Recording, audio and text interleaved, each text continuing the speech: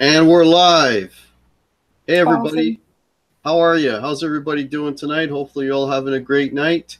This is the Monday live stream, and I have a special guest today. I'm honored to have. How are you? How's everybody doing tonight? Hopefully, you're all having a great. Yeah, that's not good. Feedback. Okay, I don't know how to shut that off. Give me a second here. Uh-oh. Okay, there we go. I got it. Yeah. Sorry about that. Let's try that again. You just cursed yourself by saying there hasn't been any technical difficulties. I know. I just said that. Dude. Oh Lord, such a noob. Anyway. Oh Lord. I can tell I'm not a professional at this. Anyways, yeah. So I'm happy to introduce a special guest. We've got Kailyn, Guitar Girl, here, and as a guest, and we're gonna find out all about Kailyn and her musical journey, what got her into playing, what got her into music, and all that kind of good stuff. So how are you doing tonight, Kailyn? I'm doing awesome. Got your daughter all taken care of and all that stuff? I was getting ready to tuck her in. She's like, "Can you please read me a book?" I was like, "Please choose a short one. Choose a short one." And it's like, if I were a ballerina and it's 3 lines, I'm like, yes, okay, we're good. Bonus. That's bonus. It's like, please choose a short one. Okay, so let me just say hello to everybody in the chat here. We've got quite a few people already. Man, we're already at 19, if you can believe that. Yeah. Okay, so roll call. So we got EJ's Guitars. How are you? R2R3 Lockingnut. Jason Wade's in the house. Scotty G Productions. We got who else? Jimmy T is in the house. How are you, Mr. BHB? I think his name's Bruce, not sure. Who else? Groovy Ghoulie. How are you, Groovy? Groovy. Hope you're feeling better, buddy. Hi, chicken lady. Hi. Jeff Ripplinger, how are you? Nice to see you. Ninja's in the house. Adam AVH, how's it going? Mitch Heyman, hey man. How's it go? Jeff Underwood, how are you? Mr. Ben Coombs, how's it going?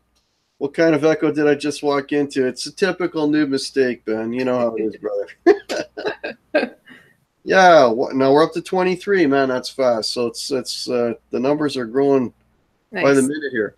Okay, so my first question, as it usually is my first question, what person or artist or I don't know got you interested in playing music? What was your the first spark? Probably, I'm going to say it was like 3 or 4 in Sunday school. And it was the first time I've ever seen a guitar in person. This guy came in to sing Christmas songs or something.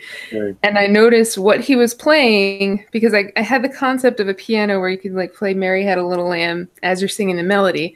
But I realized he wasn't playing the melody. And I was like, oh, he's accompanying himself with that thing that he's playing. And since then I was just like, I need to get one of those so I can sing songs too. Right. Okay. So he was doing the chords and oh, I can sing to the. Yeah. Okay, I gotcha. Yeah. Okay. So then, so why didn't you just? Oh well, then I'm gonna jump on a piano. That's what I want to play. What happened there? Well, it was just I guess my parents didn't take me seriously because I asked for piano lessons every single year. I had every rinky-tinky toy piano that you can think of, every toy guitar you can get at a store, and of course, toy guitars are junk. They don't keep a tune. So I was like, I don't know what I'm doing on this thing. Yeah. And I think it was finally my senior year of high school, my friend got into Taekwondo and was like, oh, come join me. And then I ended up joining Taekwondo and my mom paid for the uniform and everything.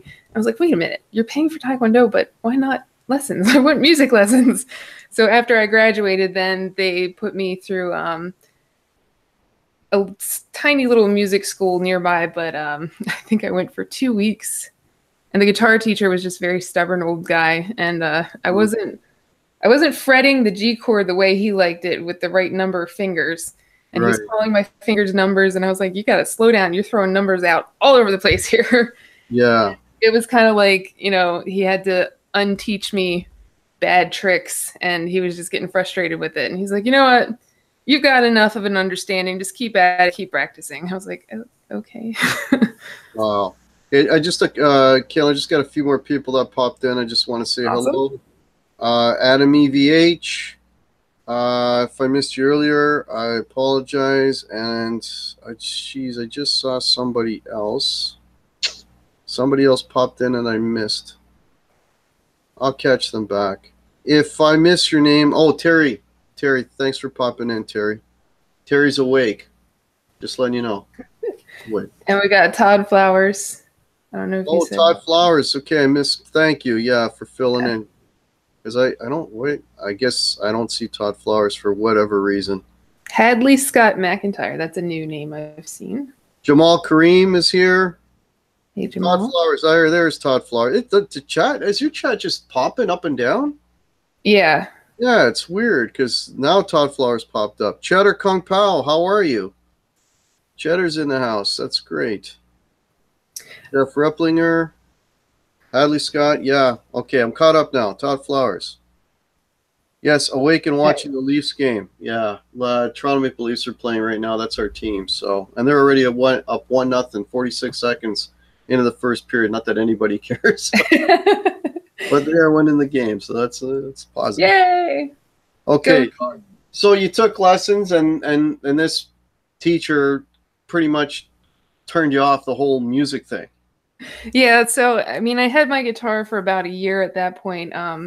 My parents finally realized, like, okay, this is what she really wants, because I was turning 16, and it's like, okay, let's go find you a junk car to drive around in. Do you mind driving the family minivan? What do you want for your birthday? And I was like, I want a guitar. That's all I want is a guitar. Right. So my mom took me to the little music shop in town, which was actually like a Christian bookstore, and they had a couple of acoustic guitars, and he's like, all right, play one. Which one do you like? I was like, I don't know what I'm looking at here. You have to tell me what's good. Yeah. Tell my mother what's good. She's got the checkbook. So I picked out a Aria acoustic electric. Okay. Abused the thing beyond use by the second year I had it. And yeah, I had taught myself basic chord library. The first song I ever sat down and was like, got a guitar. What am I going to do?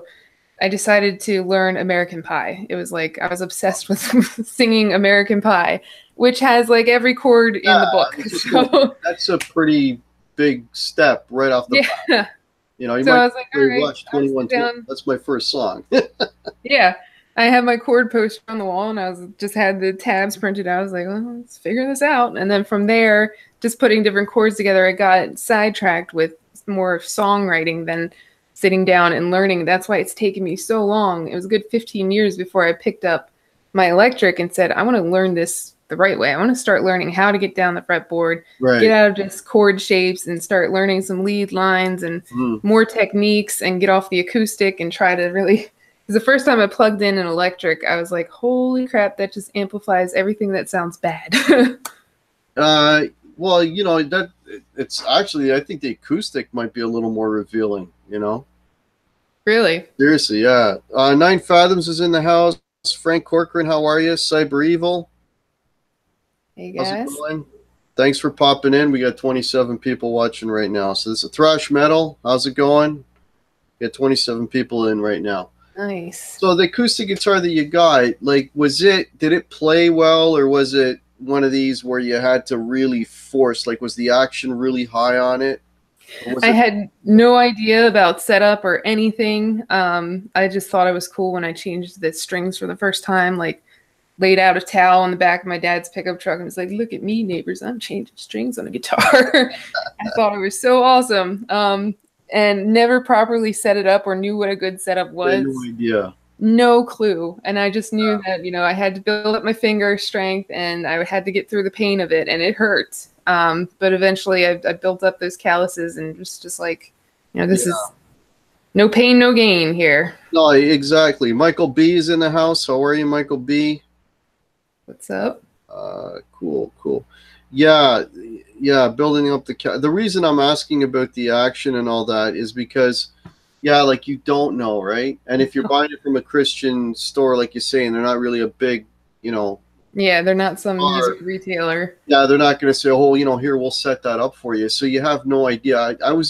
I know exactly what you mean, because I bought when I was younger and played, and I didn't know anything about setup. I thought, oh, it's just ready to go, and then you just change strings and you keep going, and you're like, geez, I wonder why it always sounds like crap. It's me. That I always sound like crap, because I hit every chord and every chord sounds wonky. Well, I must be hitting the chords wrong, even though my fingers are in the right spot. Next thing you know, the whole guitar its intonation is out, and you have absolutely no idea why. It's not sounding good. You're thinking it's you, right? Yeah. I remember I would take any opportunity to do a school project where they're like, just create some sort of product to present that this information. I'd be like, I'm going to write a song. Can I write a song? So I presented in a history class for some song that I wrote, and one of the guys, real smart ass guy, was like, your guitar is out of tune. And I sat there with my tuner and I'm like, it's perfectly in tune. But because I was playing a little lower down, it wasn't intonated whatsoever. And it did sound, I was like, it does sound kind of bad. But I had no idea what that meant. Yeah, no, it's true. Marco's Images, how are you? Marco's Images is in the house. Poo Ninja, if I haven't mentioned you already, how are you? I'm just trying to catch everybody up. David Ennis. David Ennis is here. How's it going? Zach Thong, how are you? Gussie Wells. Wow. 41 people. That's a record for me. That's insane. I'm going to retire. Ron Davies Music is in the house. Yeah, you got to quit while you're on top, right? Yeah. Who else we got? Your Gibson endorsement is coming tomorrow. Oh, don't even. No. Don't even. Brian Cote, how are you? Yeah, that intonation thing. I sold the. You're gonna laugh at this. Okay, I had this guitar for years, and I sold it. I got rid of it. I sold it, and the guy I sold, and I played this thing for years, and I didn't know there was a problem with it. Right? And the guy that picked it up, he's playing like, did you ever get this thing set up? And I'm like, what do you mean? Yeah. And it was a good guitar. It was a good instrument, but it had never been set up because, like you, I had no way of knowing. Like, I was the only person that I knew that played. Yeah. Nobody else played. You know what I mean? So it was the same thing. And then later, you get into bands and you start to learn stuff and so on, right? And you kind of go from there. But at the time, it's like, what do you mean? So I will cover. Okay. I'm just reading. Gussie Wells is saying, Guitar Hack, I will cover up all the gold on my Les Paul. Okay. Hello. Okay. Gibson offers Hack a signature model. Yes. Don't even start. Don't even start. Don't wave that carrot, man. Yeah. I like Gibson. Have I mentioned that? Okay. Anyways. Okay. So cool. So all right, so you got the guitar, you're playing your chords, you got that down, the guitar's kind of funky. So did, like, at any of this period, were you like just kind of playing on your own, or did you start playing with other people? I kind of got inspired to pick up the guitar because there was this kid that grew up with a group of friends that I was always around, and he was their little brother. And they were like, "Oh man, Brandon, he can shred." I'm like, "There's no way. He's like 10. What are you talking about?" No, he could shred. And I was like, "Well, I'm doing nothing with my life." So I really tried to like sit down and actually learn guitar after that. And I was always very intimidated because the people who knew it well, and I was just way too intimidated to go, "Hey, I play guitar too." Right. And my high school boyfriend, his brothers and all of his friends were in like punk bands, and I'd go to the punk shows and they'd be like, "Well, Kailyn can sing, Kailyn can play guitar." I'm like, "Yeah, but I don't know what any of this plugged in stuff does," or so intimidating. To even stand behind a microphone was like, I couldn't do it. His brother tried to record me a couple of times and I just clammed up, and it was funny. I actually ended up hitting the G string really hard, like my nail picked it as I was fretting a chord, and it made this loud, distorted sound in the recording. They're going back. They're like, "Where did that come from? What is that? Did somebody hit a guitar?" And I was like aware that I did it, and I didn't fess up to it. I was like, "I don't know. That's crazy. What happened?" I I can fret a chord. It's funny, like if you were, you know, like you were saying, you're playing all these chords and whatever. Like if you can play that, and I mean, I'm not slamming punk in any way, but if you can play a bar chord, you can play punk. Yeah, exactly. Yeah. So you know what I mean. So like, you could have probably played no problem like that type of material. Yeah, probably. I just didn't have the confidence. I was just 10 times more shy than I am today. It was pretty bad. Like there would be opportunities to perform and I'd just be like, no, I can't. I don't know. It's like more intimate settings intimidated me and freaked me out more. Like just playing in front of his brothers, I was like, I can't do this. But my senior year of high school, I actually ended up writing a song for graduation. And senior class president, we were all hanging out in the auditorium talking about graduation. We had to go practice standing up and marching and what lines we were going to be in. I had my guitar on me because I took it everywhere, and I was sitting there playing the song for my friend. And the class president was like, "Hey, are you going to sing that at graduation? We're trying to get more people to perform or read readings or something." I was like, I wasn't planning on it. They're like, "Well, then why did you write a song for graduation?" I was like, I don't know. So they eventually talked me into it, they didn't talk me into it. I got called to the principal's office the last week of school. And he was this big, intimidating guy. He said, come here, baby girl, come in my office. I was like, all right, what's going on? I thought I wasn't graduating. Like I forgot to take a class or something. He's like, I got to hear these lyrics to this song. I got to approve it before you play at graduation. I was like, I'm playing at graduation? He's like, oh yeah, you're in the program. I was like, oh my God, I didn't agree to it, but okay. So I sang like the first verse to him and he started like tearing up. He's like, that's good. That's good. I don't need to hear the rest. I don't think you're throwing any curse words in that one. I was like, all right. Yeah. And then, but that was to this day, that has been my biggest gig because graduation, there was like 1,000 people there or so, like all the parents and school staff, faculty, administrators, fellow peers, like everyone was there. This was you playing it and then like acoustically. Yeah.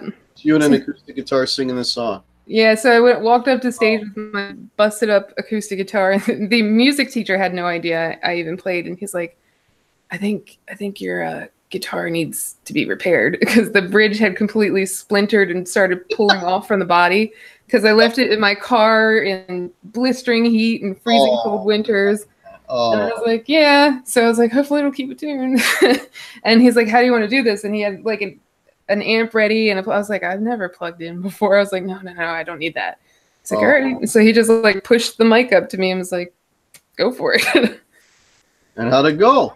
Well, I got a standing ovation, which was pretty cool. Wow. It was kind of be like the hermit in high school who just like, who's going to remember me? And then go out with bang like that. It was pretty awesome. Yeah. So like everybody just like stood up real quick. I was like, holy crap. That's pretty awesome. That's cool. Yeah. That's cool. Were you able to record that and sort of have that in a... I have it. And I have yet to... I've never seen it. You ever watched it?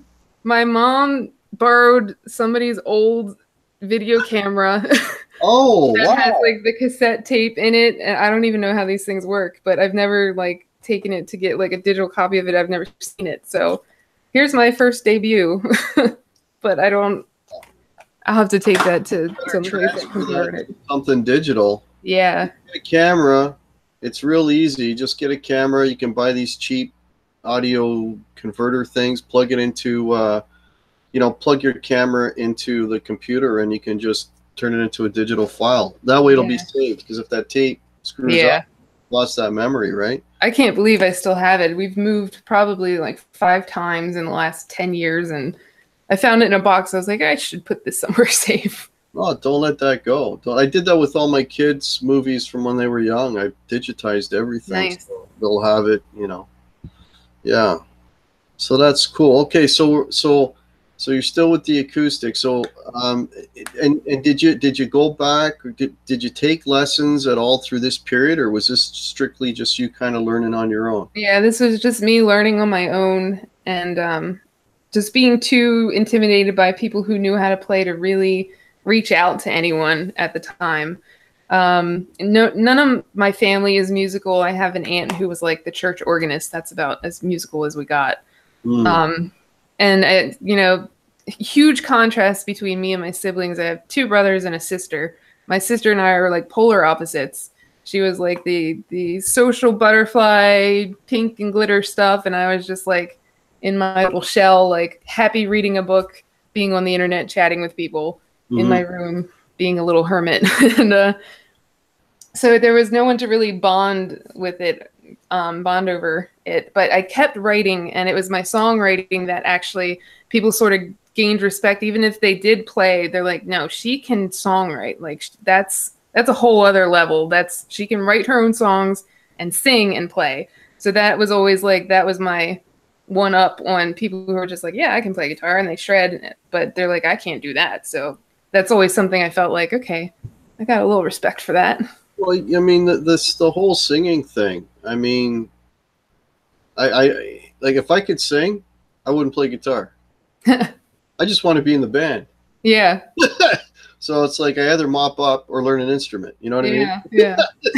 Because I can't sing. You know, and it's you know, and depending on which, like, you know, I play with a few different people. Some people I play with, they won't let me within 6 feet of a microphone. You know, I'm say that. And then the other band are like, oh yeah, we want you to do backup vocals. I'm like, okay, whatever you want, you know. GTV is in the house. What's up, G? Yeah, there's very little around here like open mic nights or anything like that, where I think if I saw some, I would have jumped on them when I was younger. Yeah. Ron Davies Music, how are you? I just want to make sure that I'm catching everybody here. Yeah. Okay, if I've missed anyone, I apologize. I'm just scrolling up and down through the chat. Yeah. Okay, so, I mean, obviously the singing is something that you've been able to do all along. So I see now that you're, well, before I get into that, so when did you had that guitar that was basically in pieces from what you were saying. So yeah. Like when did you get like a good instrument? Like so the summer after I graduated, I invested in just this Black Rogue acoustic. I've had probably 3 of them now. I call them my disposable guitar. They're like $150 on Musician's Friend. Right. And it came with a mandolin, which I was really interested in getting my hands on. So I bought that acoustic and mandolin pack, and that lasted me forever. And then once it started getting a little beat up, I'd just buy another one.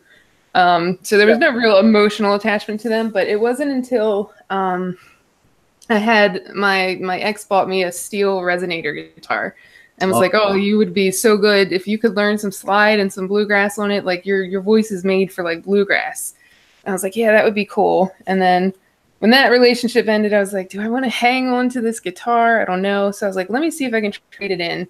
And I wanted to get into electric. And I went to this with my husband at the time, who was my just friend at the time. We went into this shop, and I asked the guy, like, how much can I get for this? It was like a Fender something steel resonator. I don't even remember the model. It was gorgeous. And he's like, what do you want? I was like, well, I want a setup to play electric. Like, I want to play metal. I want to learn metal. Get me there. Like, what can you get me for this guitar? So he got me a little tiny Samick amp and my red Washburn, and he got me, I was like, I need a cable. Like, I have nothing, dude. So he gave me the cable, and he's like, this should get you started. Totally got ripped off after I looked at what everything, the value of everything was. Yeah. It's that Samick. Yeah. It's like, that kind of gives it all away. Yeah. Yeah. So I remember plugging into that and just immediately just strumming a chord and not knowing like what pickup I was on. I didn't learn what the pickup selector did until like last year. I had no idea what the tone knobs did. I just knew if I twisted one, it got a little bit louder. So I went to strum a chord, and it was just this distorted, noisy mess. I was like, nope, can't make it sound good. Not going to practice. So I didn't touch it forever. And then it wasn't until last year I was like, no, I want to learn this. I want to figure this out. And that's when I went on my tone journey and ended up with the Blues Cube amp and my Strat. And it was before too, you know, I was young and broke and trying to figure out like what the heck I was doing with my life. So I had no money.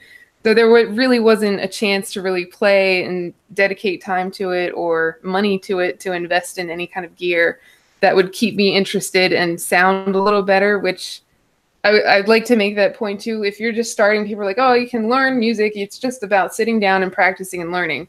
Yeah, but if it sounds like crap and it can't hold a tune, you're going to get disheartened. You're not going to go, I want to go pick up my guitar and practice. So I think once I got my Blues Cube and my Strat, it was like it unlocked something for me. And I just really, really wanted to sit down and listen to it and play it. That's what I was going to ask. Like, you know, you got to, like, I mean, did you look at YouTube and stuff? Because there's so much information on that, like to help guide you in terms of how to get the tone that you wanted, like what guitar would work for you, what would work for you. Did you use that as a resource?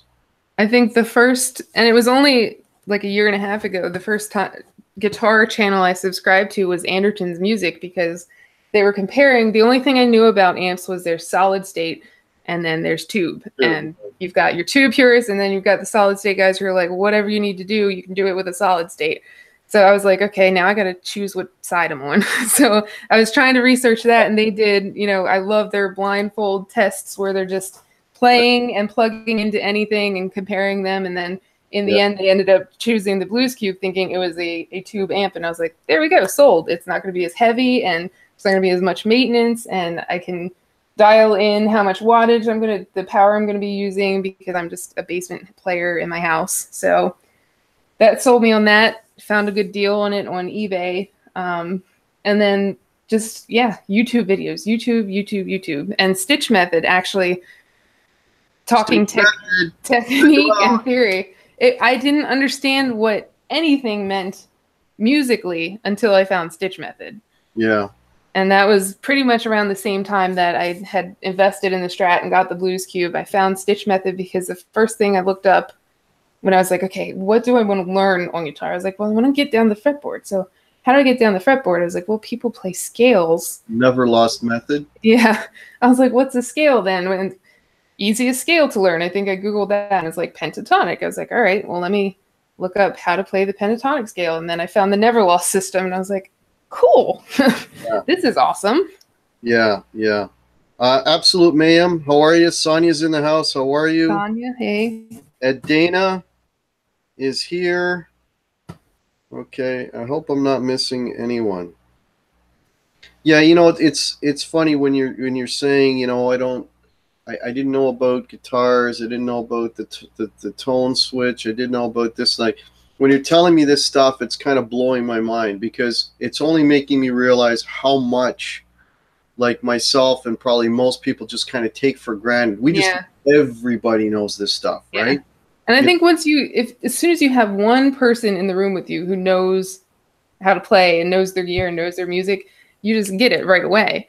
But for me, it's like, you know, I'm throwing these videos out there. I'm like doing small minor repairs on my stuff. And it's just the people in the comments that are like, hey, did you know that you could do this? Or actually you should adjust it that way, or that thing's called this. Like so many of my subscribers really educated me on what I was doing. Yeah. And, how to dial in tone and everything. It's crazy how much information I've absorbed in like 18 months. Yeah. Well, it's, you know, like, I mean, I've had a channel for a long time. I've only started putting videos up regular since, I don't know, like the last couple of months.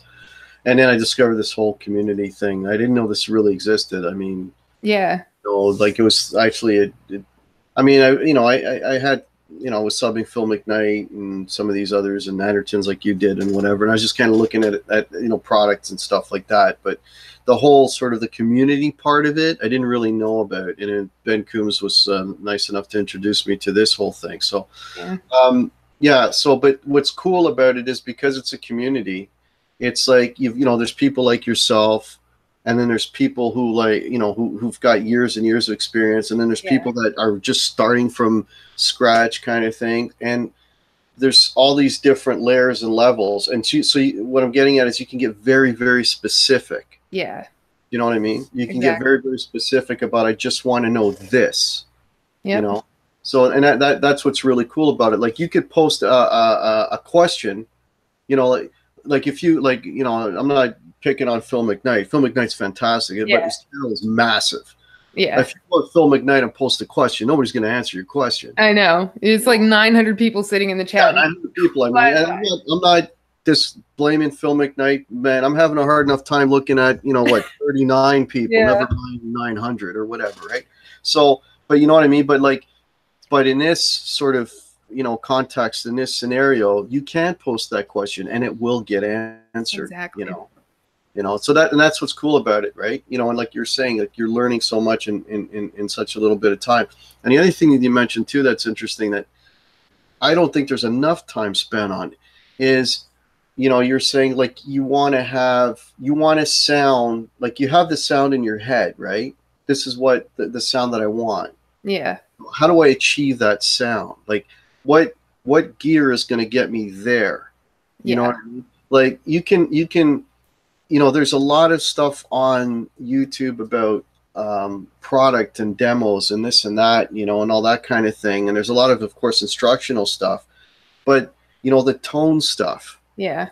There's not a lot of tone stuff, you know, at least I find, right? Like, you know, in my experience, I'm always working at trying to be a better player, but in the last few years, I've been spending as much time on learning about tone and how to achieve tone and the tones that I want as much as I have, you know, and I don't mean that as like I'm just buying gear every week and trying things. It's like I'm experimenting with what I have and trying to maximize what I have. That's like a whole other parallel thing. So you got the learning how to play music thing, and then you got the whole tone thing, right? Yeah. You know, now in my case, the tone thing is a big thing because being in a cover band and playing, like, you know, 40 different artists, you got to be in the ballpark of 40 different artists. You know what I mean? Yeah. Exactly. So that's a whole other curve, right? Yeah. So I think any guitar journey you're going to be, this works out, 3 T's. So you've got theory, tone, and technique. And once you get all those under your belt, then you're probably going to end up sounding the way you have it in your head.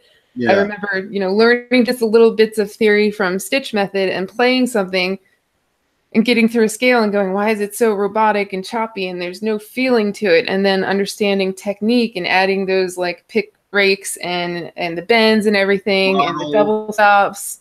Yeah. I was like, there it is. And the breath and the phrasing.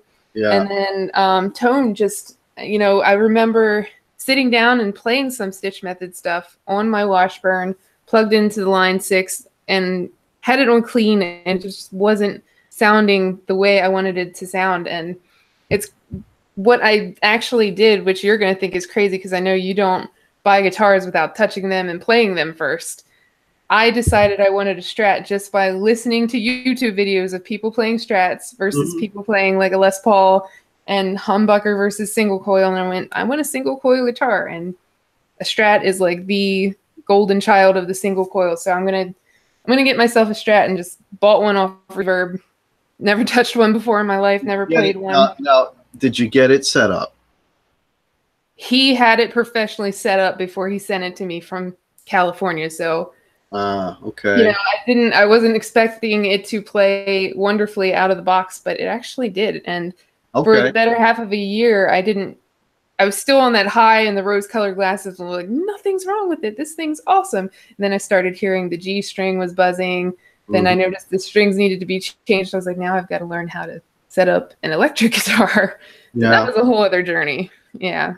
Well, I mean, and it's not that, you know, he could have set it up perfectly, but the problem is it went from California to you. Yeah, exactly. Right. And even if, you know, like just the changing of the seasons. Yeah. You know, is going to affect the neck, right? You know. Yep.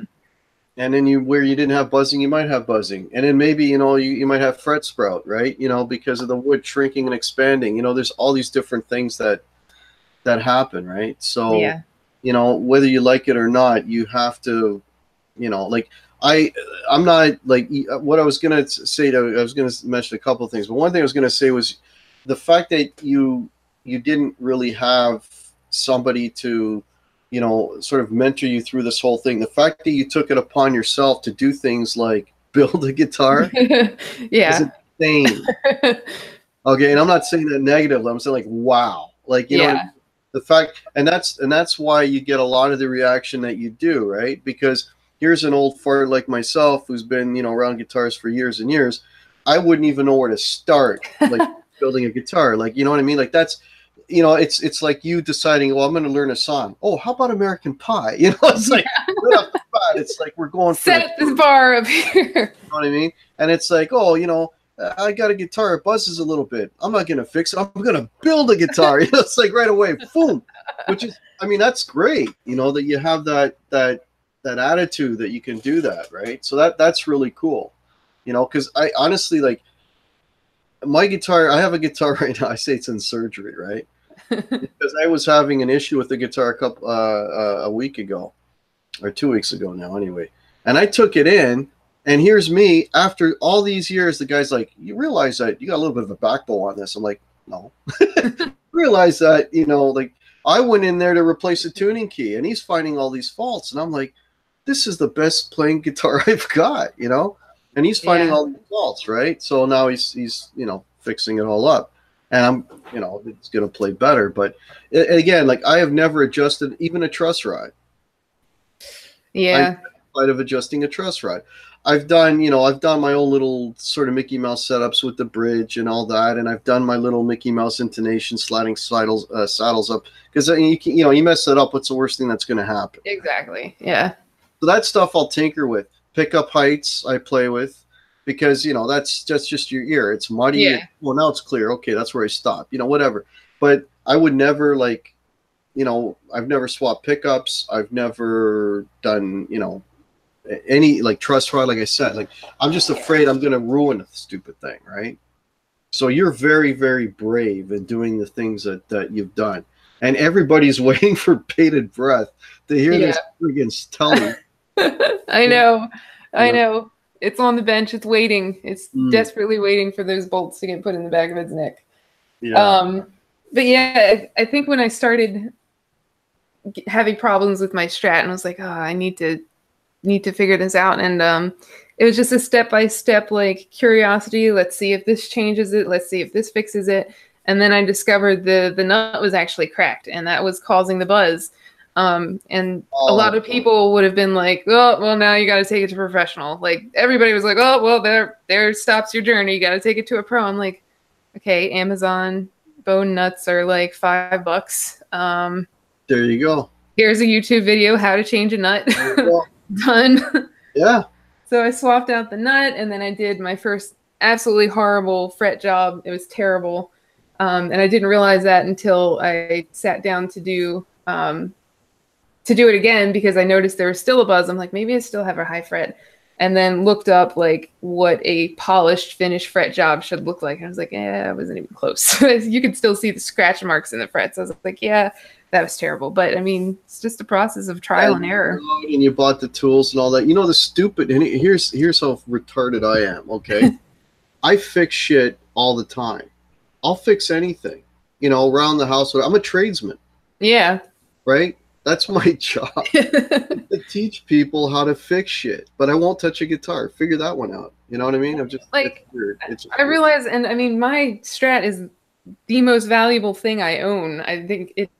Yeah, my wedding rings didn't even cost as much as my Strat, because we were cheap and broke at the time. But I think people just think, you know, there's going to be something that you can't undo, and I'm hard pressed to figure out what that is, because, you know, when I figured out that my truss rod nut was completely stripped when I thought maybe it's a neck issue, I'm going to adjust the neck, and I found out, oh crap, the truss rod on here is just, I can't even turn it. It's not even going to happen. And I was completely disheartened, thought, this is it.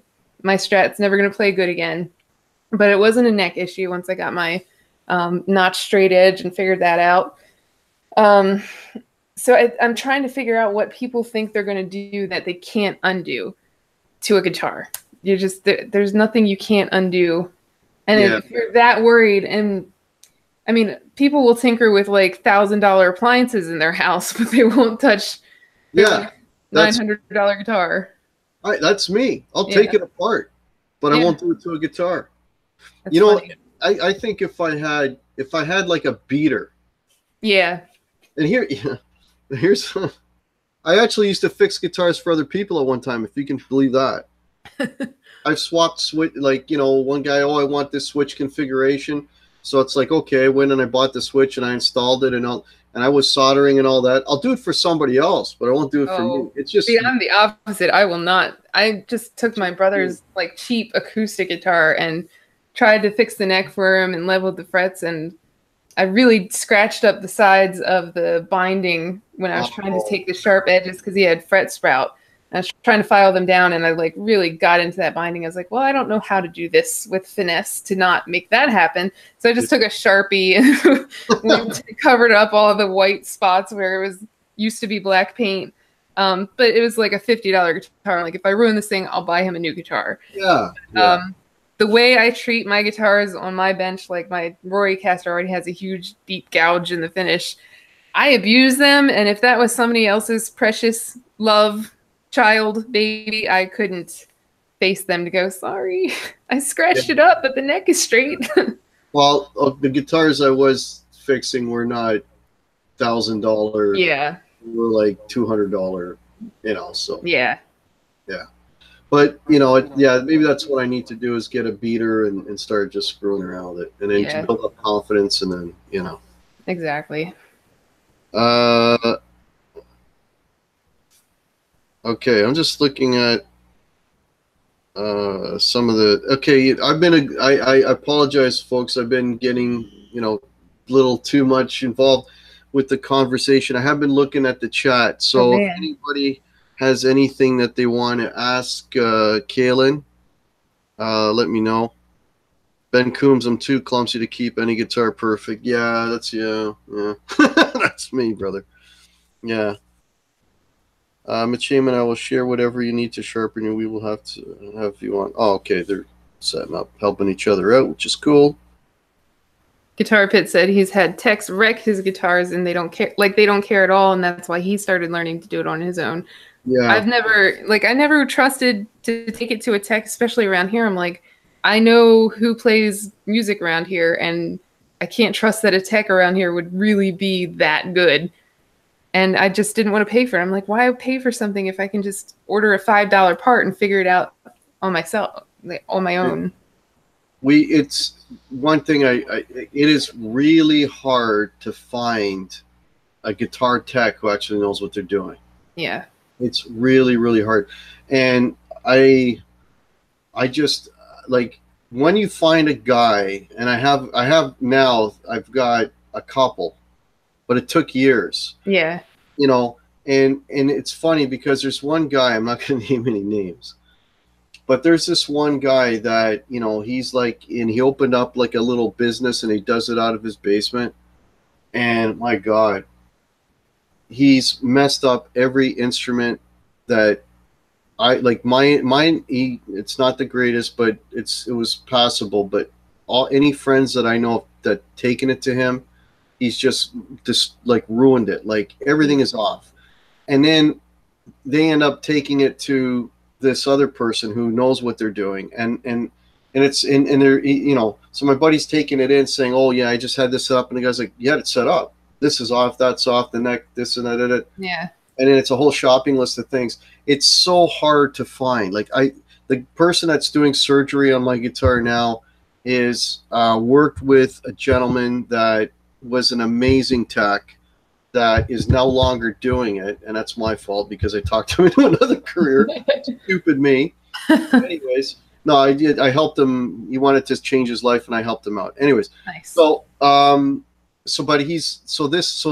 just from connection to this guy, I know he's fantastic. Nice. Okay, we got some questions popping up. EJ saying, I'd be hard pressed to entrust any of those beautiful Gibsons of yours to any novice. Yeah. No. Mitch Heyman says, ask Guitar Girl. I think she lives close to PRS in Maryland. I guess. Yeah. PRS. Yeah. It's like 45 minutes from here. I can't take two taxis. Okay, so Jamal Says, I'm left-handed and my strats are right-handed. I didn't have the time to flip them, so I took all three of them to attack. They came out fine. Well, that's great, man. Yeah. Just looking for questions here. Cheddar Kung Pao. What was it like for Kailyn to meet Cheddar in person? Was he dreamy? I don't know. He was so dreamy. No, he's a lot taller than you'd expect, or at least than I expected. He's like pretty darn tall to me. I don't know. Tall. Wasn't expecting that. But I mean, meeting Cheddar was like, he's seriously like the friend. Where did you meet Cheddar? We went to PRS Experience. Oh, okay. They had their big like open house thing, and I was supposed to go. Cool. I was trying to, this is how sad it is. I was trying to round up like 8 people to go with me to take the tour. You need at least 8 to book a tour privately, like on a weekend. But then they had this big open house. I was like, oh, I don't need to take people because I couldn't find 8 people interested enough in guitar to go with me to save my life. So I was like, yeah, maybe I'll check it out. And Cheddar said he was flying down to hang out and check it out. I was like, that's cool. Maybe we'll bump into each other. And then we did. But it's totally meeting Cheddar, which I couldn't call him Dave. I tried my hardest to call him Dave, and I just couldn't. I was like, all right, Dave. It's like talking to someone that you've been best friends with your entire life, and you're just like picking up like that. There's no awkwardness, just right away. Meeting someone from the online world to real life, it just went so smoothly. That's cool, man. Yeah. That's actually pretty cool. Okay. Just looking for questions stuff.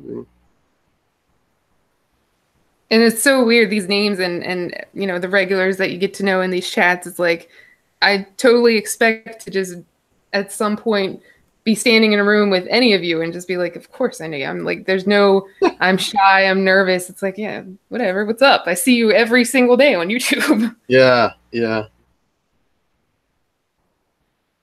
So, Jason Wade is asking what your favorite Pink Floyd song to listen and jam to it. That's the, you know, it's the running Pink Floyd joke. Yes. Yeah. Oh. So are you a Pink Floyd fan? Yeah, actually. I've had a lot of people say, you know, a couple of my improv videos that I have a very Gilmore sound to my solos because of the way I bend. Yeah, the last one you did had that Pink Floyd vibe to it. Yeah. Yeah, so I was just going to say to you too, like, you know, 100 years ago, I used to teach guitar. And, you know, and one, I mentioned this, I think, once before, like, you know, you can teach scales, you can teach whatever, blah, blah, blah, but you can't teach somebody time and you can't teach them to be musical, right? Yeah. And one thing I noticed, like, with your playing and over time, I'll tell you, okay, please don't, I don't know how to say this, so you take You're not going to offend me in any way. No, it's not an offensive thing, believe me. Okay. So what you know, if I put on my critiquing hat, okay, what I notice with you is what's getting better because I watch your vids all the time. I comment quite often. What I notice with over time, what's improving is your technique, right? Like your control, you know, and all that kind of stuff. Your phrasing, your timing, all that. That is getting, of course, better. But what's always been inherent right from day one, and what you have that a lot of people don't have, and I'm not blowing smoke, okay? I tell it like it is you're very musical. You have that musical thing. You know what I mean? Yeah. I would give just to give you an example, okay? I would give an exercise I would do is I would say, okay, here's a part of a scale. Okay, here's 4 notes, let's say, out of a scale. I'm going to play a progression that these notes work over. Make a melody out of these 4 notes.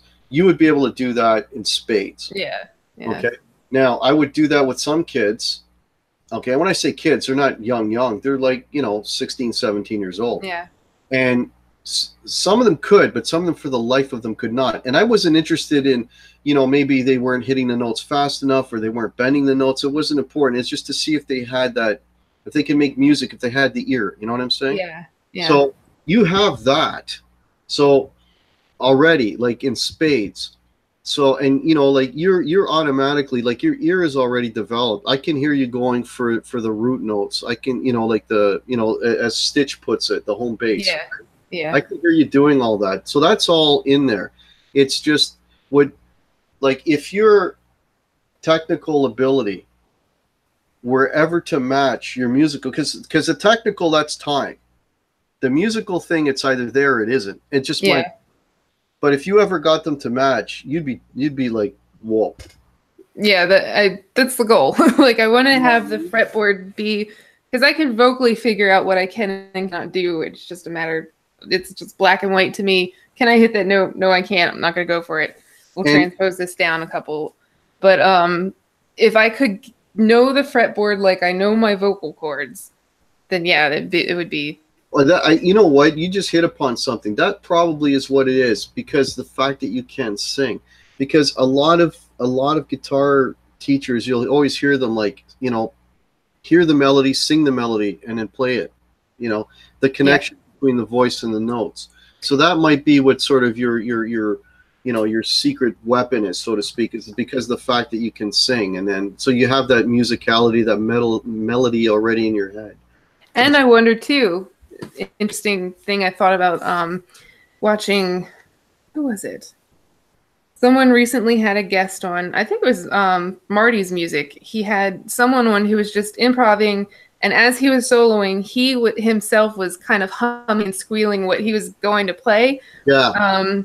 And for me, I wonder if that kind of stops me from really going crazy, because I can't do really fast vocal runs. I can't hit notes like really repetitively like that, or, you know, hit really high notes. So I wonder if I'm kind of keeping myself in my vocal range in a way where I'm not like going to go squealing and doing like these 16th note runs, because I'm like, I could never do that vocally. I don't have the brain wired for that.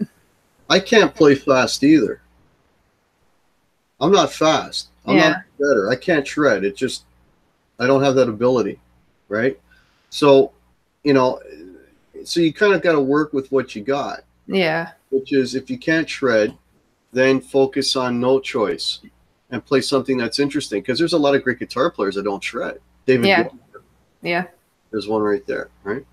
So yeah, Paul Koss from Free. He blew my mind the first time I really like sat down and listened to his stuff. I'm like, he's not doing anything impressive except holding a note, but it sounds so good and it's so effective. Yeah, yeah. Like what? So you mentioned earlier about metal. Like, I mean, you know, if you want to play that style, then obviously you've got to build up your shredding chops, right? Exactly. Yeah. Yeah. So is that kind of why you want why you want to build up speed, is because you want to play that style of music?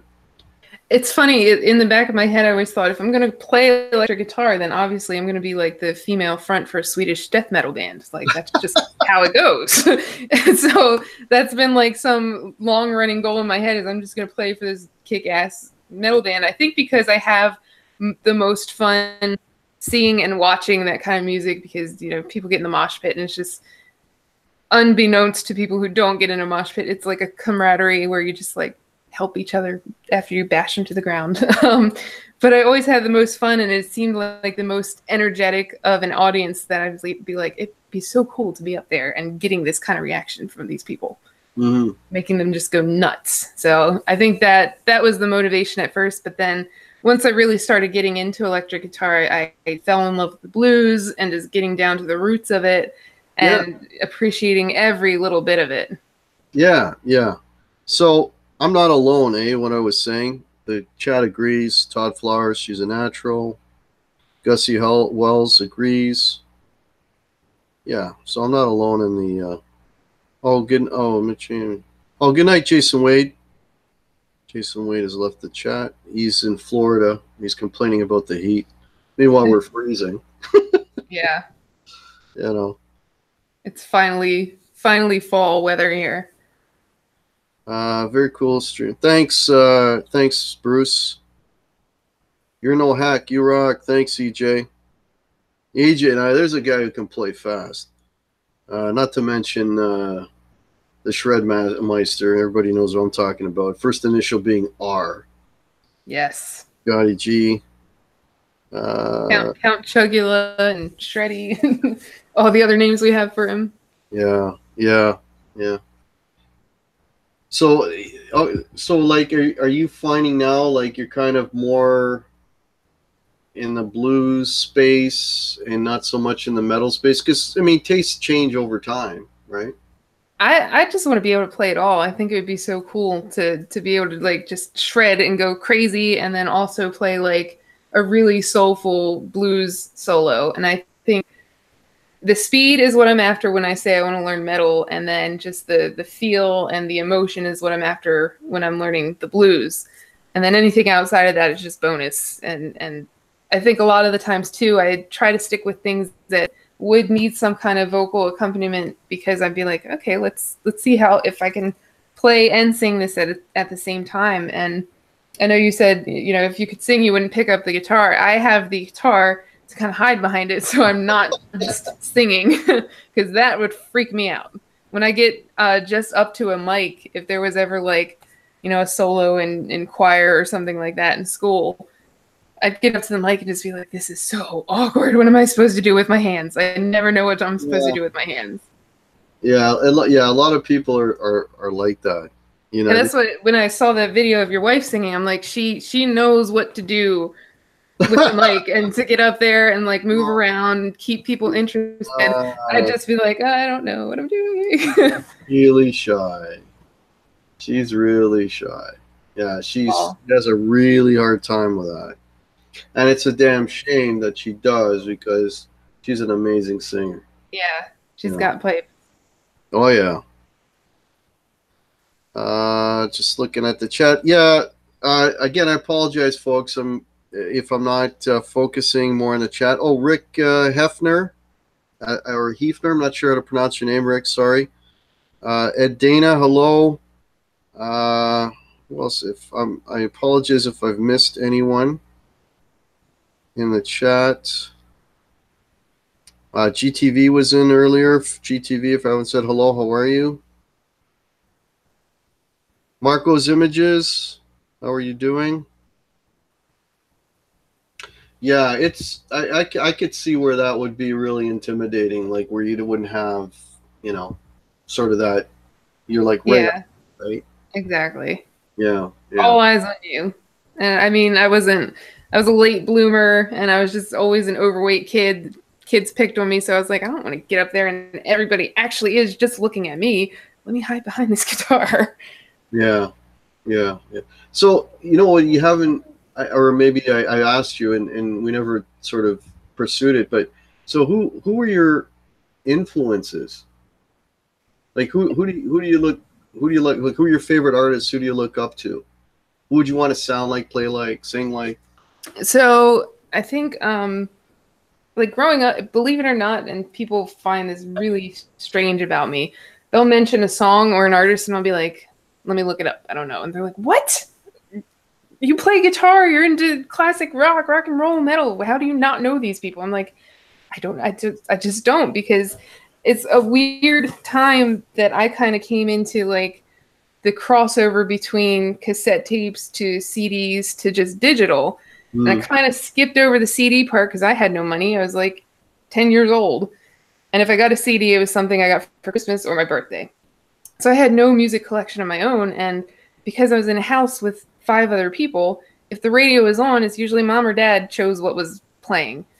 Or my sister was playing her Backstreet Boys or Britney Spears or something like that. We shared a room for 17 years. So it was, I never really had a chance until I started driving and friends started like burning me copies of CDs that I kind of just got to explore things.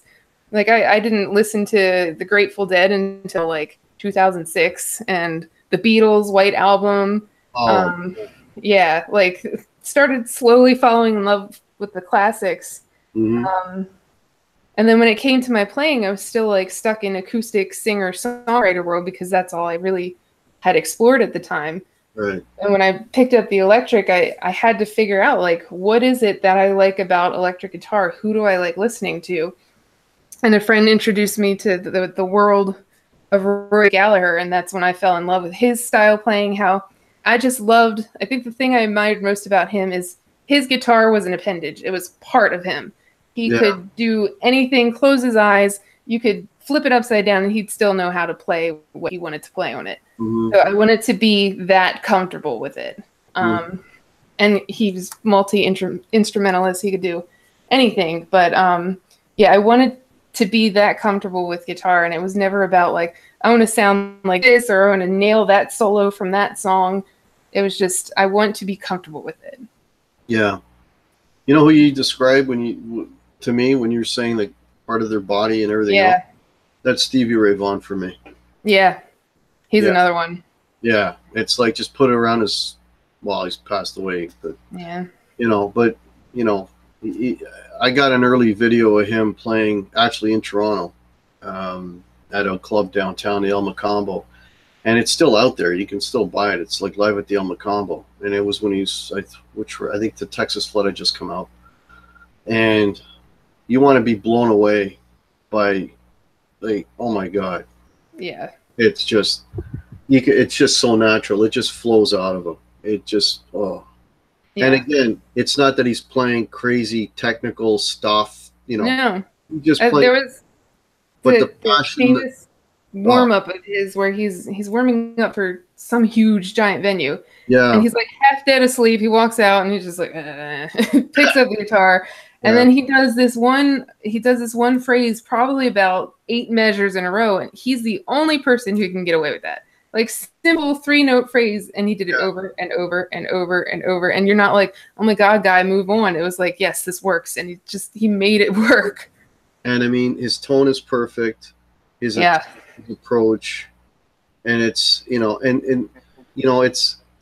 it's amazing to me.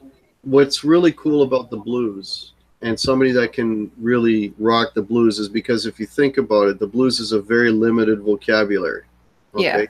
At 5 notes, you know, a couple grace notes here and there, but it's very limited, you know. And when you've got somebody that can write novels with that small amount of vocabulary, so to speak, and make it interesting and just, you know what I mean? Like a B.B. King.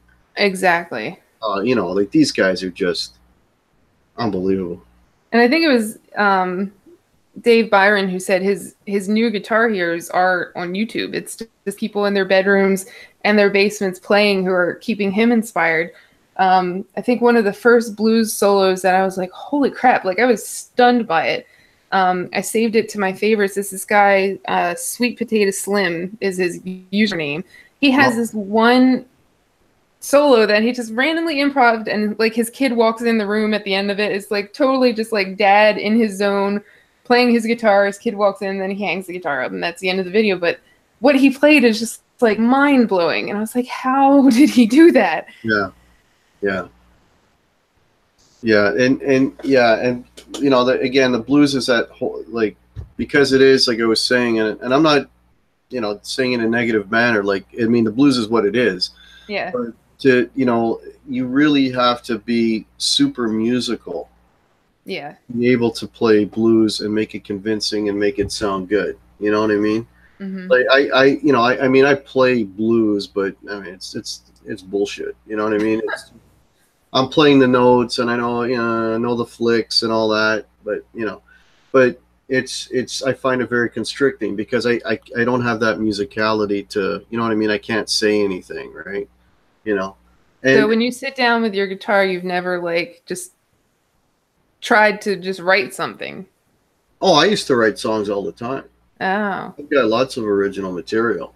Yeah, it's basically like rock stuff. Yeah. I got one on my channel. I got I was doing instrumental originals, and I put one on my channel. It's called Melancholy. I did it with my brother. Check that so out. it's just instrumental stuff, right? But no, like in bands I've played with before, like I would write original songs, but they were rock tunes. Yeah. You know.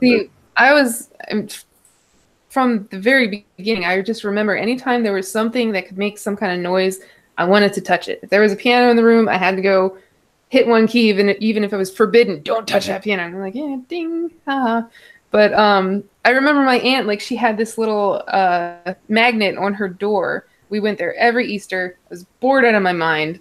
And there was just this little heart magnet and had like 3 little steel strings on it and a little wooden ball that hung from it. And it said like, bless this home or something. And when you close the door, the little balls would tap the string. Well, there were 3 notes to it, and I'd sit there and be like, I'm going to make a song on this little tiny heart because I'm bored out of my skull here.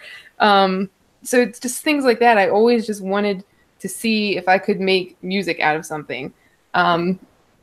I remember we made the whole tissue box guitar in like pre-K, and I was like, holy crap, I'm making a guitar. This is awesome. I'm going to have an instrument to play. Yeah, yeah. I used to put elastics on a hockey stick. Nice. And raise the bridge with like a clothespin thing. Yeah. You had the starts of a Kramer. Yeah. It was a headless guitar. Yeah. Yeah. But no, it's cool. Yeah, you know, just looking at the chat, Todd Flowers is saying that's all I play is the blues, so I hope I'm musical. Yeah, like again, I mean, it's, you know, if you're playing, if it moves people and it moves you and it sounds great, it's musical for sure. You know. Lost my okay. So this right now, so what you're doing in terms of like trying to practice and get better. So you were saying that you're looking at some of the stitch courses. So what is there any other resources that you're using right now strictly for improving your playing? Are you taking lessons, or is it just online stuff that you're looking at? So the stitch method thing, I got through the first part of the blues masterclass, which is learning the Form 1 pentatonic. And again, I think it's like it's a handicap, the songwriting mentality in me. I ran with that. I was like, I know this, now I can do all this other stuff. I'm going to do that. So I didn't focus on learning the next couple of forms and shapes, and still have a lot of material to get through with that. But right now it's just like, you know, whatever tickles my fancy at the time. Like I listened to Tracy Chapman one day and was like, oh, I've always loved this song because it's in my vocal range. I've always wanted to sing this. And I was like, oh my God, what if I actually learn how to play it? And on top of that, I was like, you know, I've never learned a solo. I've never sat down and actually learned a solo note for note. Let me try to learn a solo. And from there, it's just crazy how much it opened my mind on technique. And I had to change my entire setup and realize I wasn't comfortable with how I was set up in my action, and it would be a lot easier if I had smaller gauge strings, and if I set my action like this, a little lower, and like just the world of learning that came from just going, I want to learn that one solo. It was just, my curiosity never ends. So I'll take a lesson from anything. If it's, you know, EJ a couple of times has told me, hey, you should cover this song, or hey, what about that? And I've sat down and learned it, and frustratingly was like, oh, this isn't in my range. I don't know how I'm going to do this. But then the end product is like, oh, that was really cool. And I actually learned a lot. Mm-hmm. So that's kind of. Are you so when you're practicing, is it like, do you sit there with a metronome, or do you just try to play along with songs? Like what is your, last night I came down, I knew I wanted to just unwind and play some guitar, and I was totally uninspired, didn't know what I wanted to work on. I was like, oh, I've beat the Tracy Chapman thing to death. I'm not going to play that tonight.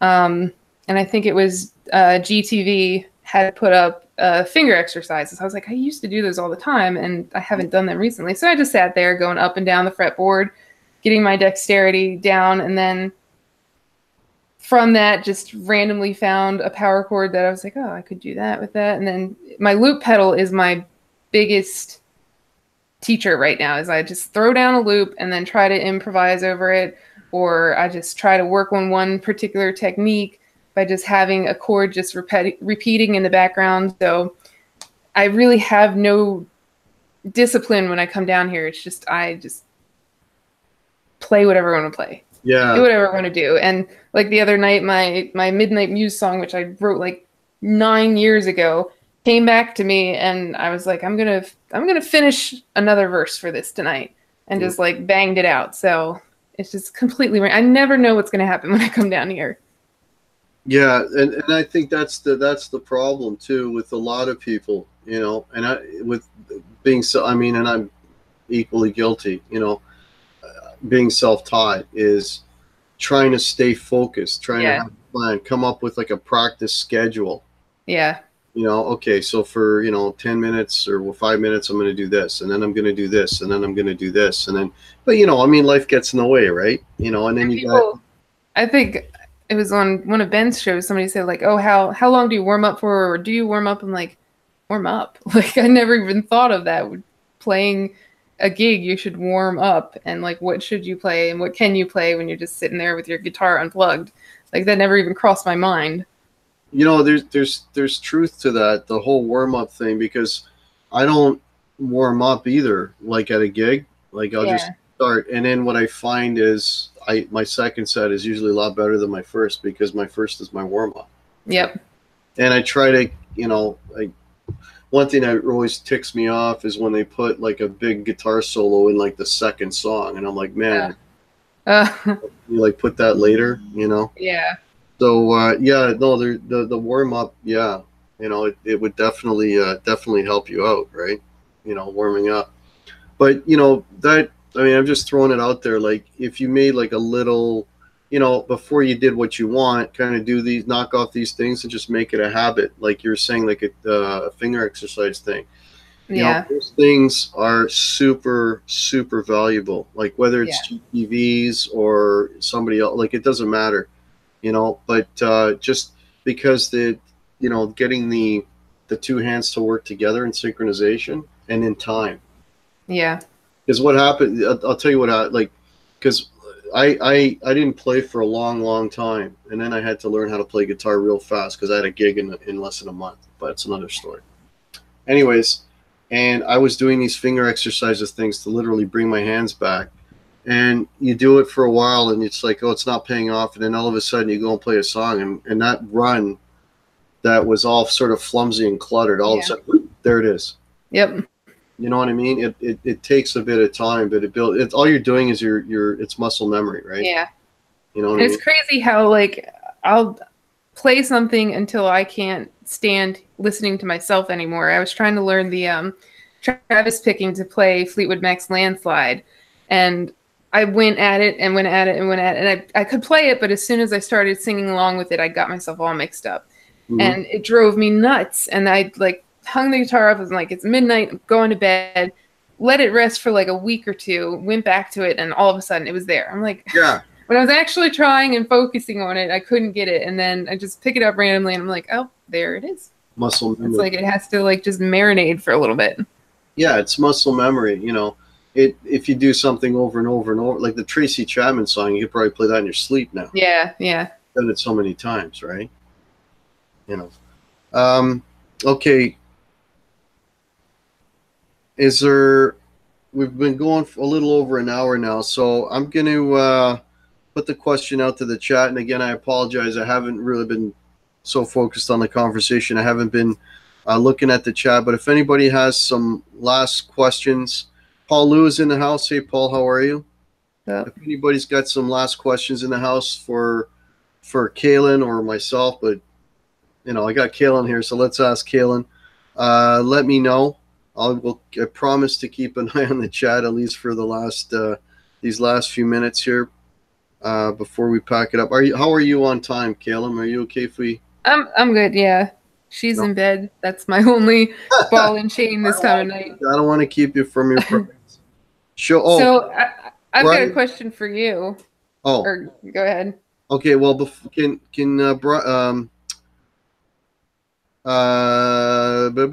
Brian Cote is asking to show us your favorite guitar. Oh, that's pretty much my only one that's worth anything is the Strat here. Which I don't know if everybody does this, but I named my guitar. This here is Rosalie. Rosalie. After the Thin Lizzy's version of Rosalie. Oh yeah. Love that.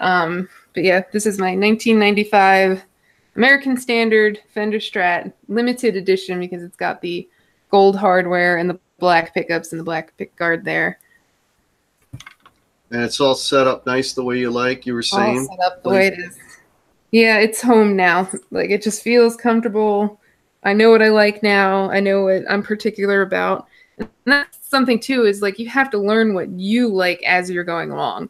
You can chase tone and set your guitar up just like your favorite guitarist plays theirs, and you're like, ooh, this does not feel good to me.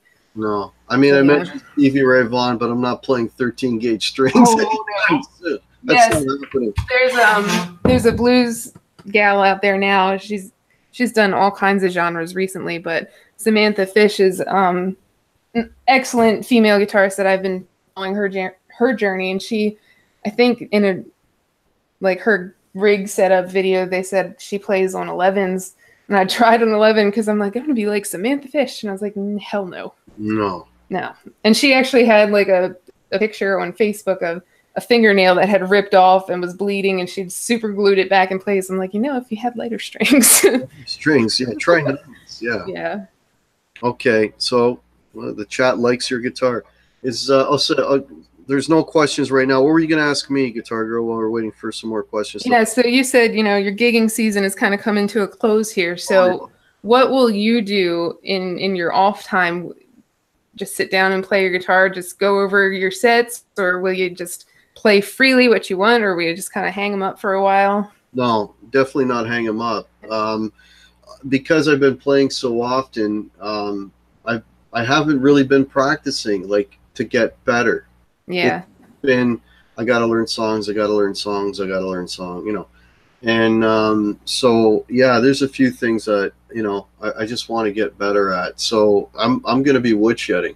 When woodshedding meaning like what I was just suggesting to you, I'm going to have a routine. I'm going to go back to the finger exercises, and I'm going to be and the one thing I want to do, because I want to get like with my whole thing is soloing, right? And I want to get better at that, and I want to get the hell away from pentatonics, right? Yeah. And I tell you why, because you get those sounds are so stuck in your head that they just don't become interesting anymore. Mm-hmm. So what I want to do is I want to start, like getting a little bit more into soloing and getting more familiar with, other, like using target notes, but I want to start hitting fifths and sevenths and get more into the cage system and all that, and basically just become like a lot more melodic. Nice. That's basically what I want to do. So, I know the modes, I know all that stuff. That's, but I want to, how do I put it? I want to get more comfortable with it. Like I already do some crazy ass stuff with the band that people kind of like, what the hell is he doing? And I do that on purpose, just to entertain myself, right? But you play the same stuff all the time. So what I want to do is I want to get better with the cage system and just get better at soloing. So I might go back and look up some more Stitch stuff, and just get away from pentatonics, major or minor pentatonics, and just get a little more melodic, So that's it. Yeah, I'm kind of looking forward to it because I want to become a better player. So awesome. I always wonder that, like, do the people who gig and regularly play, or is it just like they step away from it, or do they actually like sit down and want to spend time with it still? Oh no, like it's kind of a weird. It's almost like I'm gigging, but I'm not playing guitar. Yeah, if that makes any sense, because I'm not advancing myself. Gotcha. You know what I mean? I get that.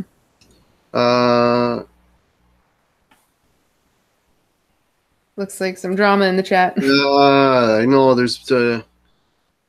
I guess, and it's funny because I just gave Terry a wrench, and Terry's all over it, and I really appreciate that, Terry. Thank you so much for doing that. Yeah, we got some good wrenches in here. We got Ben Coombs. There you go. Yeah, there's some. Yeah. Bass Hiroshima Nick is in the house. How are you, sir? How are you? Yeah, it's I don't know. This whole thing, I wanted everything to be positive. You know what I mean? It's exactly. I mean, everybody. This for me is like sort of I want to get away from the drama. I don't want to walk into more drama. Exactly. Yeah. I don't want anything negative. I don't want, because I'll tell you honestly, I'm doing this for fun. Mm-hmm. If it turns into like a drama fest, as quickly as I started my channel, I'll close it. because I'm the same exact way. Yep. If it's not fun, I'm out. You know, I'm not here to, you know, I mean, I got, you know, I'm approaching 200 subs, which kind of blows my mind, and it's terrific and all that. But for me, it's just a number. I'm not trying to be, you know, trying to get thousands and thousands of subs, and I'm not gonna, you know, it's this. I have a day job. This for me is just, just to get away from the BS. You know, I don't want to any more BS. And if it becomes BS, then I'm out, right? So same here. I hate to see the, you know, baloney going on. I mean, you know, we're all grown up people. We should, you know, act that way, right? That's There was a couple of people had encouraged me, you need to make a t-shirt. I'd buy your t-shirt. And I don't know, there's just something that doesn't sit right with me to make a t-shirt. And I'm not saying anyone else is wrong, but for me, I'm like, I start, you know, thinking about who's buying my t-shirts and how many subs do I have. I just don't want to play that numbers game in my head. And if anything if this became like a really cool resource to have, to know that I've got like X amount of subscribers who are interested in supporting me and backing me, I'd want to put it toward like a really good cause or something. You know, I'm not a millionaire, but I always said I want to grow up to be a philanthropist. Like, but you can't do that without money. But I'm like, there's got to be something I can do, you know, to kind of reach out to maybe kids like me who just didn't have any resources and wanted to learn music. Like, I want to put it into something like that. If I'm going to do anything with this channel, it would be something like that. Yeah, exactly. Like, I mean, not that I would, but you know, if anything ever came of it, and I highly doubt it would. I mean, you're joking about being like the, you know, endorsed by Gibson or whatever.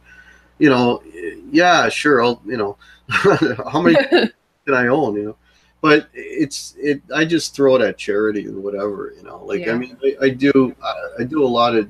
My wife and I do a lot of charity work, right? You know, we're, you know, for us, both us, cancer for us is a you know, a big cause that we're, you know, we're involved with, because I lost my dad. My mom has it right now, and her her dad has it, and she's lost her mom. So, you know, so I play shows for, if you want me to play for free, that's all you got to say.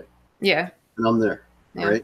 You know, and I do a few events every year, and you know, and that's probably, if I was trying to generate any kind of money, that's probably where it would go. You know, that's how I've been too with like any kind of creative endeavor. I don't like turning it into work. So when I see someone who desperately needs a logo, they have good business, but it's just like, dude, you can't just throw your name on the side of a van and expect people to notice you. Like, I've made logos for people, I've slapped together websites, I've done just fan artwork and stuff that has ended up on t-shirts, because I just want to offer, if I have a resource that's not going to cost me any money and I actually have fun doing it, I want to be able to share that to help someone else move along on their journey. And it's yeah, you hit the nail. You know what? I got to read this comment from Mitch Heyman, because he kind of like just summarizes everything that, you know, I think we're both saying. So Mitch Heyman says, we have such a great community here, and we have all different skill levels here. I have never seen any in our community put anyone down. That's what I love about us all. And I totally echo that statement, Mitch Heyman. And, you know, and if it turns into anything ugly, man, I don't want anything to do with it. I'll be honest with you. You know, it's like, again, and the fact that, you know, going back to what I was saying about the subscribers, I mean, I have 180 something subscribers. I don't even know how many I have. But what I like about having all the subscribers is, I have more access to because I typically subscribe anyone who subscribes to me. Anybody that has videos, I will. If you don't have any content, there's nothing to subscribe. No, But if you have some content, and I'll look at it, right? And it's all about sort of building up kind of a database, so to speak. You know what I mean? Of people that, you know, may have stuff that you're interested in, so that you can, again, exchange ideas and whatever. And the fact that there's 187 people that give a rat's ass what I have to say, or what or what video I have, or whatever, kind of blows my mind. In my mind, you know, like, okay, you know, there's something there that interests you that will help you, or even if you have any questions for me about anything, you know, I mean, because it kind of all goes back to what I'm a teacher. It's what I do, right? Yeah. You know what I mean? And, you know, all I do is, you you know, is help students. I mean, that honestly is what that's what I like. The only thing I like about my job is being in a classroom like I was today for 6 hours. Okay, with I had the same group of 32 people for 6 hours. And they started with me the way they ended. They were all paying attention. They were all, you know, asking questions, and they were all picking my brain, you know. And, you know, I mean, I'm you know, going to be 52 in a couple of weeks. And when I go into my grave, if I know that I've changed somebody or helped somebody at some point, or made their lives better, or, you know, anything, then I'm dying a happy man. That's what it's all about. So when I'm on YouTube, I'm basically bringing my job to YouTube, but instead of teaching the stuff I do, I'm talking about guitars and whatever. I mean, that's what it's all about, you know. It's so fulfilling too. Like, you know, I'm not a great guitar player. I struggle, and I even put cringeworthy stuff up there that people are like, man, you're brave. I'd never put anything like that up on my channel. Because you see on YouTube just these polished, perfect performances, these people who are professionals just sitting there playing. And, you know, you've got your bedroom players who do have a chock load of talent and are just playing for a video on YouTube, but you don't see the people in the beginning of their journey. You don't see them struggling. You don't see them. You just see the perfect, polished version. And when you're learning, you're like, man, where's someone who's like me? Who's learning? And I think that's where I really grabbed on to Cheddar in one of Stitch Method's chats. I was like, you're learning. We're about at the same level. Let's just, you know, connect. We'll bounce ideas off each other. We'll share our struggles. And I think a lot of people that's resonated with on my channel, they're like, man, like, it's cool to see your progress. And there's actually like a tangible, like, you can see that you've grown and gotten better. Well, I mean, you know, if you look at any of my videos, I mean, there's mistakes. I just did one yesterday. I released one because there was all this talk about P90 pickups and humbucker. Yeah. So I'm like, hey, I got one of each. Let's do them back to back, and I'm flubbing left, right, and center. It's, you know, whatever. I don't care, but can you hear the difference? Yeah, exactly. If that's going to help somebody decide whether they want one or another, then mission accomplished. Whether or not I was messing up or not, you still hear what they sound like, right? You know. Yeah. And I've, you know, I mean, I've gotten the comments. I got one guy on one video, and funny enough, the video's got stupid views, like I'm talking like in the thousands. That's crazy. And some guy, you know, told me I should sell everything I own and never play guitar again. Well, okay, you know what? But you know, the other 10,000 people that saw it, that product, you know, at least they're not hearing some professional in a controlled environment playing it. And the stuff that I demo is all stuff that I own and I use. You know what I mean? And that's the people I want to hear from. I want to hear from the people that bought it with their own money and used it every weekend at a gig. So, you know, it's bulletproof. Yeah, so, somebody, I think my Blues Cue video, and it's completely random video. There's no structure to it. I didn't sit there and go, this is what it sounds like on this pickup selection, and this is how it sounds with the knobs here. I just got in my basement, was like, I got this yesterday, haven't had a chance to play it. I'm going to just play with it. And that's all the video is. And it's like 9 minutes of me just messing around and playing horribly. And it's got crazy amount of views, crazy amount of comments. And a lot of people are like, no, I love that. You know, you can see that you're really passionate and excited about this. And you still have the channel and you're still using your Blues Cubes. So I'm going to trust that this is actually a really cool amp. Yeah, it comes through, right? It comes through. Like when I got my Les Paul, with the P90s, the one I was playing in the video yesterday. I mean, I was happier than pig in shit. I was like, oh, I love this thing, and I'm playing it, and I was just playing it and recording, and then, oh, I got a video going here. Maybe I should say something, you know. And yeah, and that one got stupid views. And I mean, I'm not Joe Satriani. I mean, I'm just playing the guitar, playing what I know. But can you hear it? Do you hear what it's? And then I'll talk about it. This is what I think. This is how I think it sounds. This is how you get this tone, that tone, blah blah blah blah blah, whatever. You know. And as far as like you know, getting on and you know, learning from Cheddar and whatever, like, you know, and I've said this to you, and I've said it the last live stream. If I have anything to offer, like in terms of like they want to, you know, I don't know, like a little mini lesson, or if there's something I can help you with, just you know, go on my Facebook page right below. You know, I'll do a little Google Hangout. I don't want any freaking money. I'm not into that, you know.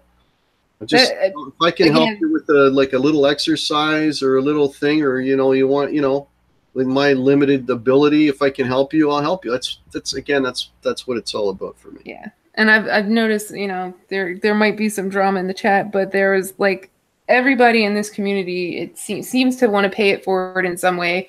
It was actually one of Stitch's viewers that paid for my masterclass, even though I had it in my cart, was getting ready to pay for it. He's like, you have potential.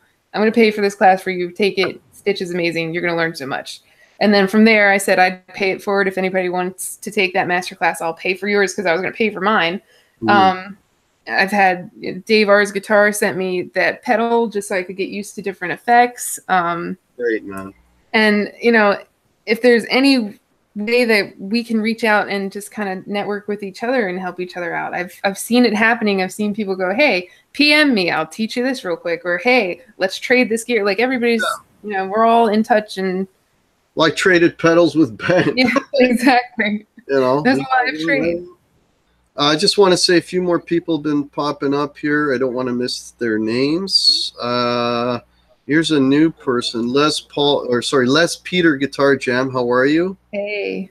Let's who else we got here? Brian Cote. I just got the gold top P90 Les Paul. Love it. Thanks for making that video. Guitar hack. There you go. Mission accomplished. There you go. See? Anytime, brother. Anytime, man. Gussie Wells. Love P. Got the P90 talk going again. Oh, we got Radio Hamster in the house. Okay. Paul Lou. Hey, Guitar Hack. Chad Boston. Nice stream. Thank you, Chad. Yeah, I'm sure some of these people are probably on your page. Thanks, Quentin. He told me my mixer was getting ready to fall off the table. Oh. Yes, it was. Probably when I shoved everything under my couch here. Okay. Yeah, it's like there's more crap. Oh, man. Terry's laying down the hammer. Thanks, Terry. Oh, Lord. Okay. So is what was I gonna say? So I say this every live stream, Guitar Girl, and I'm going to say it again. Please, anybody watching the chat, please, again, help and support everybody else. I've got a bunch of great YouTube channels listed underneath. Please sub to them, sub to each other in the chat. Yeah. You know, sub to Guitar Girl if you haven't already. You know, and let's keep this positive and just, you know, keep supporting each other and make this a positive, make this a happy place, because everybody knows that there's a lot of BS out there. Let's not bring it into here, okay? And Guitar Hack and I are leaving. If it brings any drama to our door, we're out. We're out. Less two YouTubers. We're out of here. See ya. Yeah. So just support each other, man. Just let's make it happen. That's cool. Like every subscriber and every person who has subscribed to me, I've checked them out, and you can take something from everyone. Like everybody's got their own little niche thing that you're like, man, you could be the best player in the world, and you go, I've never seen anybody do that before. That's really cool. Exactly. Yeah, I totally agree. Soda Pop's going to quit too. There's 3 of us. We're out of here. All right. Yeah, that's funny. Happy Place is good. Yeah, you got that right, Gussie. Okay. I saw I was going to shut it down a few minutes ago, but one last call for questions for Kailyn or for myself. I'll give it a couple of minutes. Great show, Guitar Hack and Guitar Girl. Thank you so much, Mitch Heyman. And actually, Mitch, I hope you're feeling better, buddy. Yeah. I'm surprised there was no Rooster Talk. I think we kind of took over yours and Dave's. There probably was. I swear to you. Yeah, like, the chat flew by. This has been the worst for me not looking at the chat of all my convos, because I'm usually pretty, but this one, well, because of the numbers. Yeah. Oh my God. It's over 30. We're done. Crazy. This is crazy. Bass Hiroshima Net, great show. Enjoyed listening to you and Guitar Girl. Thank you so much. Thank you so much, Bass Thank Hiroshima. you. Awesome show. Yes, it was nice to meet you at Guitar Girl. Okay, and Guitar Girl. Thank you, Rick Hefner. Thank you. Who else is coming? For our walkout. For the walkout. For a walkout. Great show. Thank you, Guitar Hack and Guitar Girl. Thank you. Thank you, Todd Flowers. I'm just going to start posting chicken videos. I lose a subscriber every time I post a chicken video. It's funny. Oh, sorry. That's what get the numbers down. Put the roosters up. Yeah. Okay, we got some questions. Absolute Mayhem. Question for Kailyn. What do you have planned for the future in your channel, projects, or content? Roosters. Roosters. All roosters until you all get along. Actually, I'm thinking about another build already. So once I finish, no way. Guitar, yeah. I was warned. Dave R's Guitars has been like mentoring me through this build. He's been super a big help, and he's like, you know, once you do the first one, you're in deep. You're gonna be thinking about the next one. I was like, no, I doubt it. And I started thinking, I want to buy an SG or I want to get myself a Les Paul style guitar. I started researching. I'm like, I could just get a kit and make it my own. And actually have a really cool idea that I'm not sure how to go about executing it. But chicks save their wedding dresses for, you know, maybe someday their daughter or some relative's going to use it in some sentimental, nostalgic way. Mine's been hanging in my closet. My 6-year anniversary is coming up on the 20th. And I'm just like, why am I hanging on to this thing? Because my mom saved hers. And I was like, that is a atrocious thing that should never have survived the 80s. Please do not make me wear that. And I've been hanging on to it thinking maybe Abigail would like to use some of the lace or something for it. And when I got married, you know, 6 years ago, it was a trendy thing for girls to take their dresses and trash the dress. And they would have a whole photo session where they go like tromping through mud or climbing a mountain in their wedding dress, taking these really crazy, awesome pictures that you wouldn't normally do on your wedding day because you don't want to ruin your dress. And I was like, oh, that's kind of creative. But then I was like, you know what? I'm going to make a guitar out of my wedding dress. I'm going to use elements of my wedding dress and somehow put it into the guitar the way I did with my Rory Caster here. It's not I was trying to create his guitar. It's I was trying to embody him in some way. Yeah, in the guitar. So I was like, you know what? And different things I've been thinking about. I want to get a lathe to spin epoxy and like make my own knobs and stuff like that. So I'm like, this could really open up a lot of other skill sets that I want to get into with the idea I have in mind. See, that's cool. When you mentioned Les Paul, I was gonna say, hey, you know what? Why don't you make a Les Paul? I'll put my name on it. It'll become a signature Les Paul. There you go. And then I'll see if I can sell it to Gibson and see if they can produce them for everyone. Yes. I don't know if I want a wedding dress on my Les Paul, though. I gotta be no. That's cool. Okay, EJ's Guitars is saying, asking, let's see that Les Paul behind you. I've already showed this one, EJ, but I'll hold it up for you again, buddy.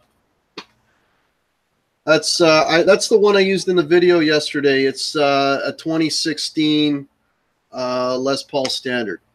Standard Traditional. It's not the high performance. I'm low performance. Anyways, yeah. EJ had one, Blackjack and Mo from 40 Rounds the other night. And I watched that. That was great. She just posted a video of New Guitar Day for her. She got a Les Paul in a Smokehouse Burst. That is an amazing finish. Yeah. She had that in the sunlight. I was like, oh my God, I've never wanted a guitar so instantly until I saw that finish. You like the Smokehouse? Yeah. Yeah. Mitch Haim, if anyone needs any help or if anyone can give me suggestions on my playing, please leave a comment on any of my videos. Cool. Hey, Mitch Heyman, if you want to PM me, by all means, brother. I mean, I don't know if I can help you, brother. You sound all right. Let's see what else we got. Great show and great to have Guitar Girl on. Awesome. Hey, you deserves all the pause. Yes. I totally guarantee, Terry. David Fun Chat, Guitar Hack. That's David Ennis. Thank you, sir. Todd Flowers. Yep, I built 7 guitars and it's addictive. There you go. Yeah. GTV Hack, can you unblock Thrash? He support every live stream. I don't have that technology. I can not while I'm on an Android phone and I got Google Hangouts. If I was a little more tech savvy, I probably could, but we're ending the chat now anyways. Mitch Heyman, I just got a new subscriber. Nice. Great show, including the drama. Great show. Well, the drama can take a hike or two, but the rest I agree with you. So everyone's welcome to the party. Just be cool. You have the first pickups I changed. Thanks. Sean Zimmerman, how are you? I don't think I've said hello to you. Can't go wrong with the Les Paul. Thanks, Jamal. Got to run, pick up the wife. Great. Thanks, Jamal. Yeah. Take care.